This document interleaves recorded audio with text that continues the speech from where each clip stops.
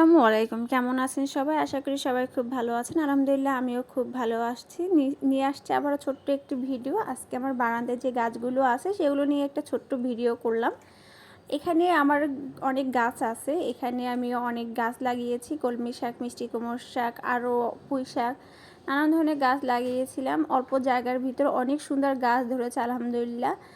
তো যাই হোক, এখানে আমি আজকে কলমি শাকগুলো উঠিয়ে নিচ্ছি, মানে আমার হাজব্যান্ড উঠিয়ে নিচ্ছে। ও আজকে কলমি শাকের ভাজি খাবে। তো আমার দুপুরবেলায় করার কথা ছিল, কিন্তু আমি আর রান্না করতে পারিনি। তো ও আসার পরেই কলমি শাকগুলো উঠিয়ে নিচ্ছে, যাতে আমি এখন তো রান্না করতে পারি। তো আমার এই অল্প জায়গার মধ্যে এত সুন্দর গাছ হয়েছে। আপনারাও চাইলে এরকম বারান্দায় নিজেদের মতো একটু গাছ লাগানোই যায়। যেহেতু আমরা ভাড়া বাসায় থাকি, নিজেদের বাসা হলে আরও অনেক ধরনের গাছ লাগানো যায়। তো যেহেতু আমরা লাগিয়েছি আলহামদুলিল্লাহ, যতটুকু হয়েছে অনেক ভালো হয়েছে। তো যাই হোক, আমরা দুজন মানুষ, এখানে যতটুকু হয়েছে তাতেই আমাদেরও হয়ে যাবে। তো এখন ও সব কিছু উঠিয়ে নিচ্ছে। আর এই কলমি শাকগুলো যদি না উঠানো হয় তাহলে কিন্তু আবার পরবর্তীতে হবে না। তো এখানে আমি শাকগুলো নিয়ে নিলাম, আর এখন আমি শাকগুলো ভালো মতো পরিষ্কার করে নেব। আর দেখতেই পাচ্ছেন শাকগুলো কত সুন্দর। আর নিজেদের হাতের জিনিস বলতে গেলে অনেক ভালোই লাগে। অল্প জায়গার মধ্যে হয়েছে, এতে অনেক বেশি। তো এখন আমি শাকগুলো ভালো করে বেছে নিচ্ছি, যাতে কোনো ময়লা বা পোকা না থাকে। তো আসলে শাকগুলো তেমন কোনো কিছু আমি পাইনি। এর আগেও একবার খেয়েছিলাম, তখনও আমি পরিষ্কার করে নিয়েছিলাম, কিন্তু কোনো রকম কোনো পোকা পাইনি। আসলে সব কিছু যদি নিজেদের বাসায় হাতের কাছে থাকে তখন কিন্তু খুবই ভালো লাগে। এই গাছগুলো যখন বড় হচ্ছিল আমার কাছে তখন খুবই ভালো লাগছিল। আমি ফার্স্টে ভেবেছিলাম হয়তো হবে না, কারণ এত অল্প জায়গায় এত অল্প মাটি কিভাবে হবে, কিন্তু না, অনেক সুন্দর হয়েছে। চাইলে আপনারা একবার ট্রাই করে দেখতে পারেন যে কতটা সুন্দর হয়। যদি গাছের যত্ন নেয় তাহলে তো আরও ভালো হবে। আমার হাজব্যান্ড সবসময় এইগুলোর উপর যত্ন নেয়। ও অফিসে যাওয়ার আগে একটু গাছে পানি দিয়ে যায় আর দেখে যায় সব কিছু ঠিকঠাক আছে কি না। আমি যেহেতু এগুলো অতটা বুঝি না কখন কি করতে হবে, ও এগুলো বুঝে, তাই ও টাইম মতো সব কিছু করার চেষ্টা করে। অফিস থেকে এসেও গাছে পানি দেয়। তো যাই হোক, যত্ন নিলে অবশ্যই সব কিছুই সুন্দর হবে, এটাই স্বাভাবিক। তো এখানে আমি শাকগুলো ভালো করে বেছে নিচ্ছি। আর আমি আজকে শাকটা ভাজি করব অন্যভাবে। আমরা নর্মালি যেভাবে পেঁয়াজ রসুন দিয়ে এটা ভাজি করি সেভাবে ভেজে নিব। তারপর হচ্ছে মরিচ ভর্তা করে এটার সাথে মেখে নিব। এই শাকটাও মজা লাগে, শাক ভাজিটা মজা লাগে। আমি এটা ফার্স্ট টাইম আমার শ্বশুরবাড়ি খেয়েছিলাম। আসলে আমার শ্বশুরবাড়ি যাওয়ার পর আমি তেমন কেন জানি কোনো কিছু খেতে পারতাম না। আমার কাছে খুবই কষ্ট হতো খেতে। তো এইটা খাওয়ার পর আমার মোটামুটি খুব ভালো লেগেছিল, তাই আমিও বাসায় এসে 2-3 বার অলরেডি ট্রাই করে ফেলেছি। গরম ভাত দিয়ে খেতে আসলেই খুব মজা লাগে। এখনও যারা এভাবে খাননি অবশ্যই একবার খেয়ে দেখতে পারেন। তো এখানে অল্প শাক, আর ওই শাক ভর্তাটা বানাতেও বেশি শাক লাগে না।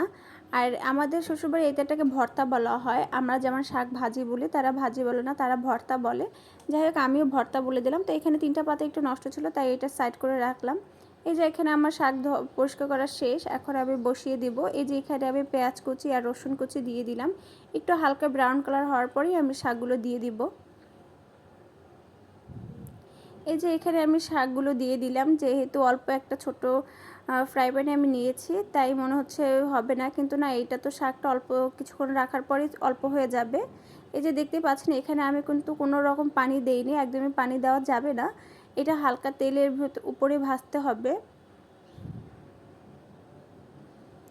তো এই যে আমি সুন্দর করে ভেজে নিচ্ছি, আর ভালো করে একটু লবণটা দিতে হবে, কারণ লবণ না দিলে এই যে ডাঁটগুলো সেদ্ধ হবে না। আমি অল্প পরিমাণে এখন লবণ দিয়ে দিলাম, আবার যখন ভর্তা করব তখনও দিতে হবে। আমি এখানে ভর্তাই বলছি, যেহেতু আমার শ্বশুরবাড়ি স্টাইলে রান্না করছি তাদের নিয়মই, তাই আমি এটা ভর্তাই বলবো, এটা আমি শাক ভাজি বলবো না।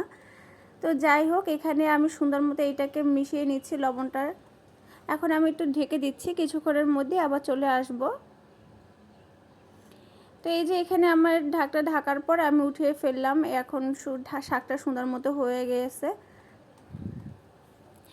শাক শেষ, এখন আমি মরিচগুলো ভেজে নিচ্ছি। এইখানে 3টা মরিচ নিয়েছি আমি। এই মরিচগুলো অনেক ঝাল, এর জন্য আমি অল্প পরিমাণে নিলাম। যদি লাগে হয়তো পরে আবার নিয়ে নিব।